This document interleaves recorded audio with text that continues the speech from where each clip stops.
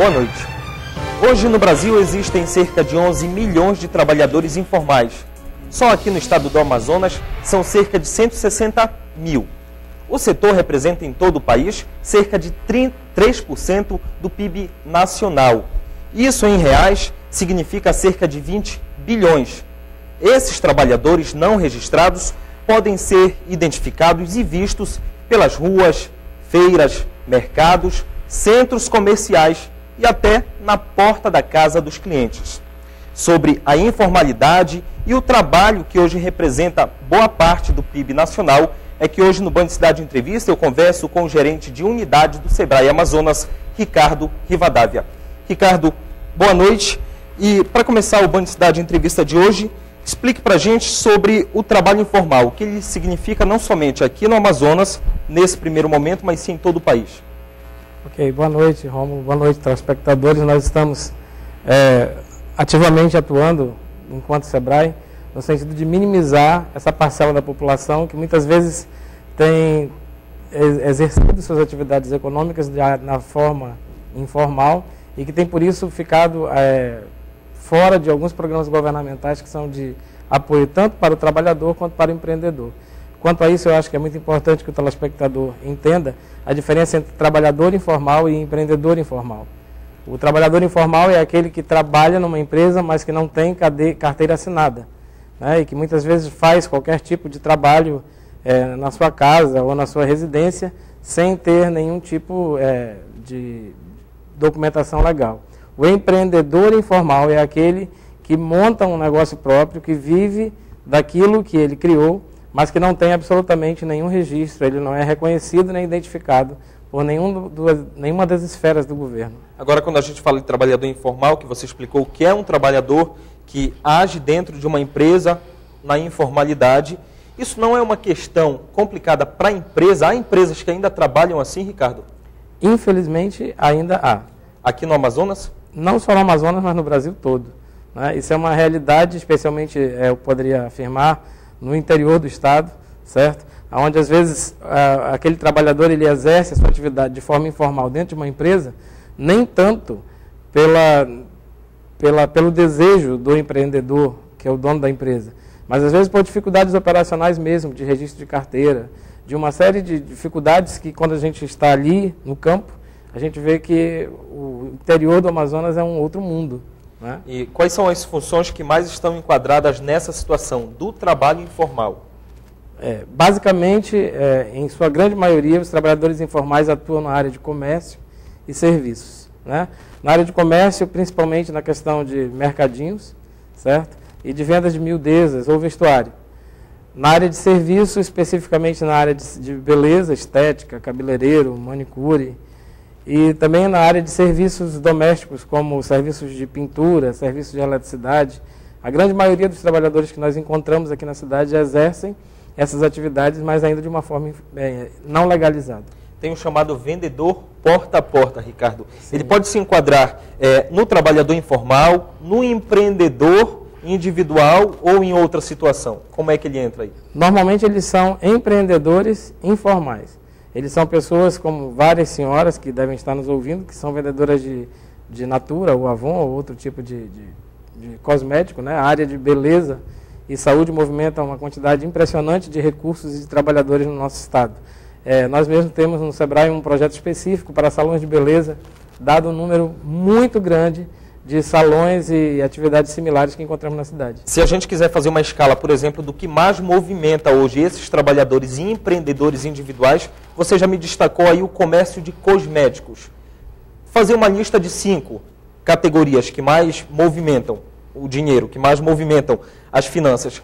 Quais as outras categorias, Ricardo, que viriam abaixo? Rômulo, essa pergunta ela é muito recorrente nos nossos atendimentos. As pessoas chegam e perguntam, o que está dando dinheiro? O que dá lucro?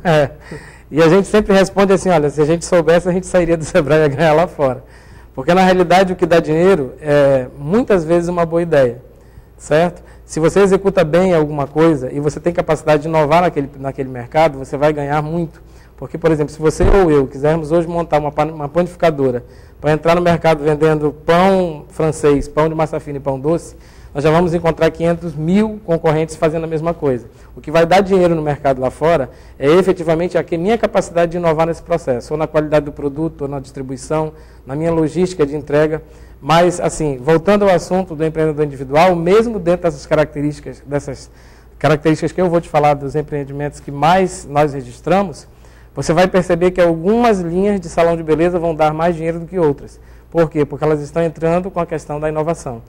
Então, mesmo ele sendo informal, a preparação, o conhecimento técnico, a capacitação do indivíduo, ela é absolutamente fundamental para o sucesso do negócio. Já que a gente está falando muito de estética, de salão de beleza, vamos fazer uma comparação, Ricardo. Por exemplo, no salão de beleza a manicure e pedicure cobra R$10 pelo serviço. E no salão B, ela cobra R$20. E esse salão B acaba lucrando mais do que o outro.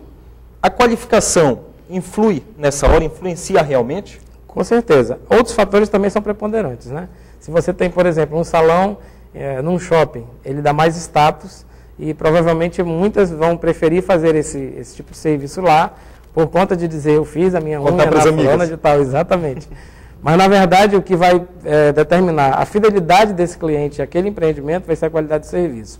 Agora, ainda respondendo a tua questão, os empreendimentos que hoje nós mais registramos são salões de beleza, são serviços de pintura e de transporte escolar de alunos, na área de comércio, área de panificação, artigos do vestuário e ainda em pouca monta a confecção de roupa íntima. Aqui em Manaus, especificamente, o volume de registros é bem significativo. Quanto por cento? Eu posso te dizer que mais de 40% dos estabelecimentos hoje estão na área de serviço de higiene e beleza.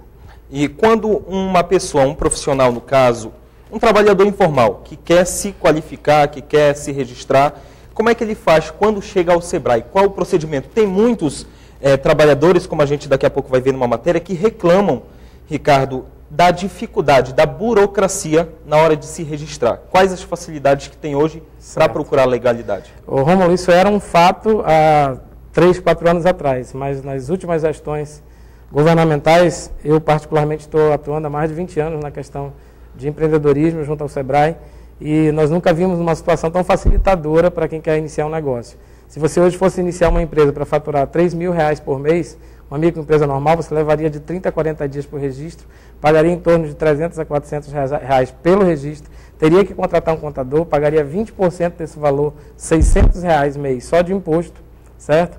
E ainda teria toda a preocupação com encargos sociais e tal. Hoje, através da linha do empreendedor individual, qualquer pessoa que exerça uma atividade econômica e que não tenha um faturamento acima de R$3.000 por mês, ela faz o registro imediato, ela entra no Sebrae, ela sai 20 minutos depois com o seu CNPJ, ela não paga absolutamente nada, ela não precisa contratar contador, tudo que ela precisa fazer é ter uma agenda onde ela vai anotar todas as notas fiscais do que ela pagou, do que ela recebeu. Ela vai pagar um imposto único no valor de R$28 se for comércio e R$33 mensais se for serviço. Isso dá menos de R$1 por dia que ela vai pagar de imposto. E se ela tivesse na atividade normal, ela pagaria entre 20% e 25% mês de tudo que ela fatura. Então, as condições são excelentes. Com o pagamento regular dessas faturas de imposto, ela ainda tem o direito do gozo de todos os benefícios da aposentadoria, se aposentar por tempo, por invalidez, e com todos os recursos que o INSS fornece a um trabalhador formal como eu e você. Agora você me passou o outro lado da moeda, as facilidades que o Sebrae e que outras instituições ligadas à regularização do trabalho passam. Isso não causa um certo prejuízo para o governo, Ricardo, para fazer tudo isso? Não, porque hoje, por exemplo, há uma evasão de divisa daqueles que não declaram, que estão na informalidade, que é assustadoramente grande. Então, mesmo esses pequenos, pagando um valor mínimo percentual, o índice de perda é muito menor do que, na verdade, seria se eles continuassem na atividade informal. Entendeu? Então, assim, há hoje uma demanda muito crescente. Nós passamos, em 2010, nós tínhamos um número de 160 mil empreendedores no Amazonas que eram absolutamente informais. De junho de 2010 até junho de 2011, nós já registramos cerca de 17 mil novos empreendedores que estão usufruindo desses benefícios e, assim, temos tido um feedback excelente quando eles nos procuram, de que ficaram livres de fiscalização de da área governamental, a nível federal, a nível estadual, a nível municipal. Você exerce sua atividade com tranquilidade, você exerce com legalidade, podendo emitir nota fiscal, comprar e vender com nota fiscal. Você pode, inclusive, adquirir financiamento em valores e percentuais e condições melhores do que se você fosse pessoa física. Quando você me fala que um trabalhador tem muita facilidade de abrir agora uma empresa, de ser um microempresário, tem uma velha questão que pega muito na hora para o comprador, por exemplo. Vai ao centro comercial, ele chega na loja, se o nome estiver no SPC, no Serasa ou em outra instituição de restrição ao crédito, ele não pode dar continuidade no seu procedimento. Para ser um empresário, um microempresário legalizado, isso também influencia ou não? Para fazer o registro da empresa, isso não é impedimento absolutamente nenhum. Ele vai ter restrições se, como empreendedor, ele quiser captar alguma linha de financiamento.